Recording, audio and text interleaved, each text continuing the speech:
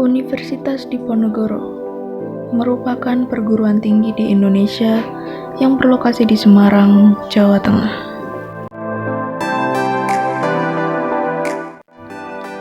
Tiap tahun, Undip mengirimkan mahasiswanya terjun ke lapangan untuk melakukan pengabdian masyarakat melalui kegiatan KKN atau kuliah kerja nyata. Namun, adanya situasi pandemi COVID-19 saat ini menuntut mahasiswa untuk melakukan KKN dengan tetap mematuhi protokol kesehatan demi keselamatan diri.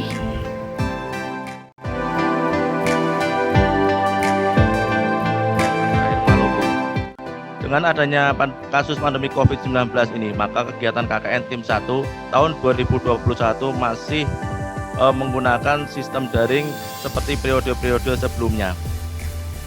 Perubahan KKN ini yang biasanya dilakukan secara kelompok atau tim, maka pada KKN periode ini dilakukan secara mandiri atau individu, atau yang dinamakan dengan KKN pulang kampung.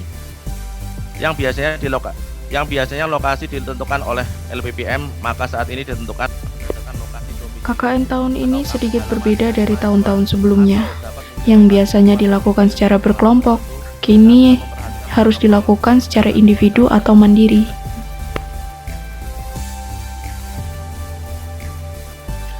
KKN tahun ini mengangkat tema pemberdayaan masyarakat di tengah pandemi COVID-19 berbasis tujuan pembangunan berkelanjutan atau SDGs.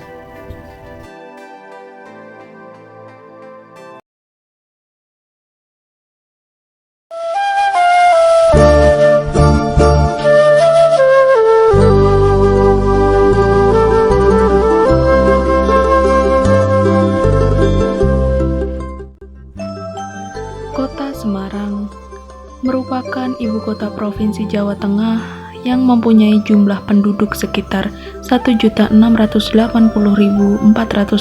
jiwa dan memiliki luas sekitar 373,8 km persegi.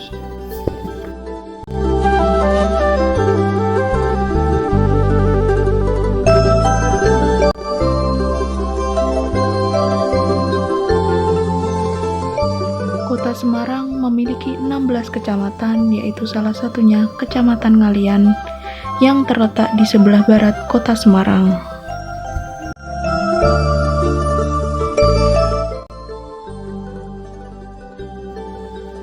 Kelurahan Purwoyoso adalah salah satu dari 10 kelurahan yang ada di Kecamatan Ngalian. Terdiri dari 14 RW, 92 RT, dan jumlah 4.543 KK. Kelurahan Purwoyoso berbatasan langsung dengan Kelurahan Krapyak di sisi utara, Kelurahan Tambak Aji di sisi barat, Kelurahan Ngalian di sisi selatan, serta Kelurahan Kembang Arum di sisi timur. Mata pencaharian penduduk setempat sangat beraneka ragam. Ada pedagang, buruh pabrik, guru, pegawai, dan lain sebagainya.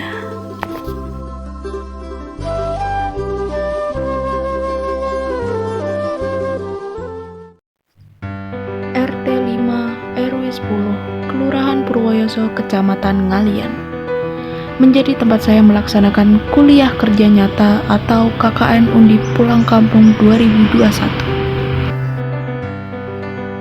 Memiliki lokasi strategis yang berhadapan langsung dengan kampus UIN Wali Songo II dengan berbagai fasilitas umum seperti sekolah, masjid, taman, dan juga lapangan.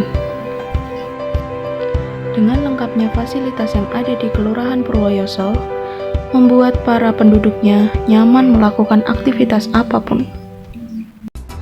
Juru bicara pemerintah untuk penanganan COVID-19 Ahmad Yuryanto mengatakan jumlah pasien yang positif terpapar virus corona di Indonesia ini bertambah sehingga total warga Indonesia yang diketahui positif terpapar virus corona ini menjadi 19 orang dan berikut rangkuman kasus corona di Indonesia. Kasus pertama corona di Indonesia ini diumumkan langsung oleh Presiden Jokowi, kemudian pasien pertama diketahui positif corona pada 2 Maret 2020 dan pasien diketahui perempuan berusia 31 tahun dan merupakan warga Pemirsa, akumulasi kasus positif COVID-19 di Indonesia mencapai lebih dari 1 juta kasus dengan persentase rasio positif 33,24%, 6 kali lipat dari ambang batas minimal positivity rate yang ditetapkan oleh WHO.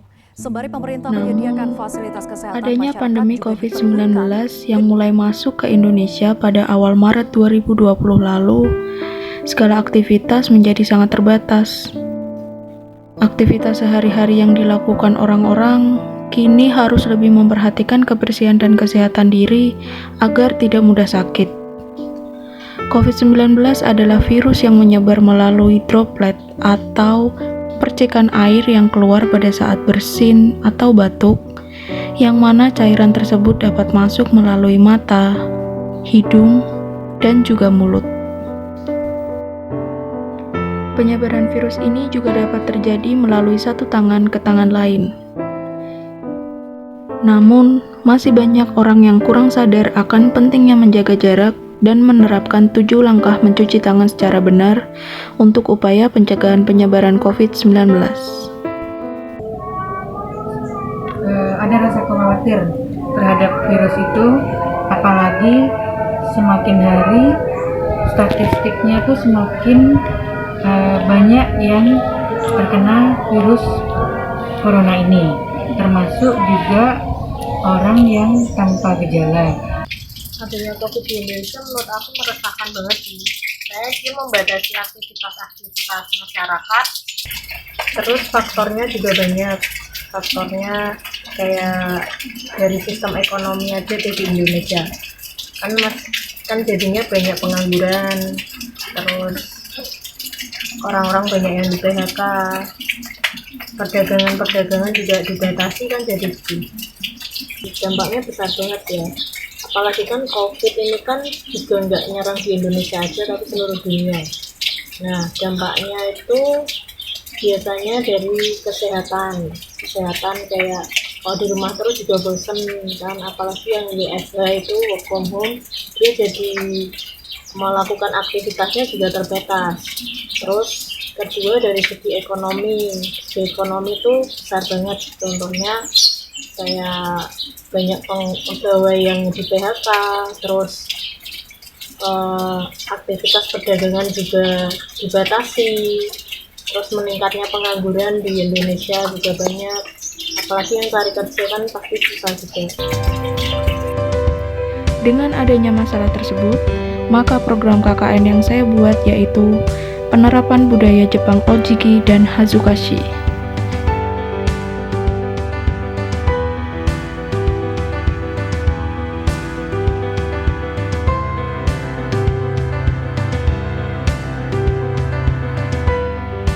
Program ini dibuat agar masyarakat lebih teredukasi tentang pentingnya physical distancing dan mempunyai rasa malu terhadap pelanggaran protokol kesehatan. Sosialisasi dilakukan secara door-to-door dengan membagikan poster dan leaflet menarik yang berisikan penerapan Ojiki dan Hazukashi yang dilakukan oleh orang Jepang dan dapat kita terapkan juga di Indonesia.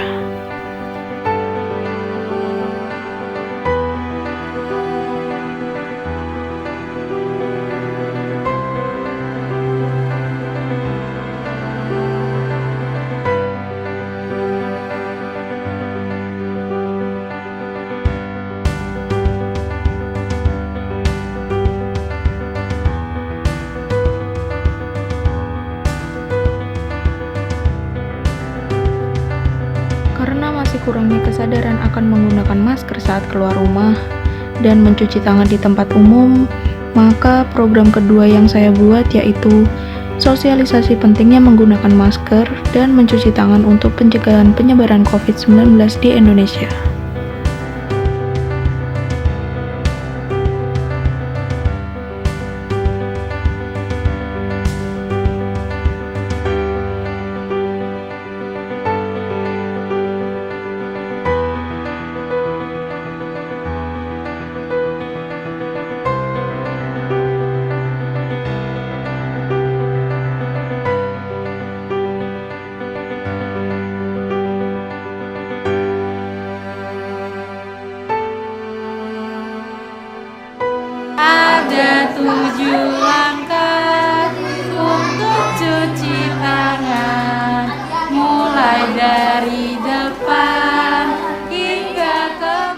Kegiatan lain yang saya lakukan yaitu membantu pelaksanaan persiapan sholat Jumat dengan Satgas COVID setempat, pembuatan face shield untuk pencegahan penularan COVID, dan penyemprotan disinfektan di sekitar RT 5 RW 10 Kelurahan Purwoyoso, Kecamatan Ngalian.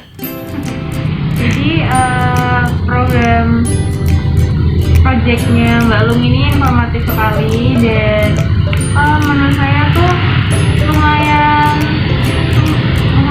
lumayan sih, sangat membantu untuk menghindari kontak, sangat membantu sekali untuk mengurai kontak. Terus ya saya harap sih bisa di-apply ke masyarakat luas gitu, jadi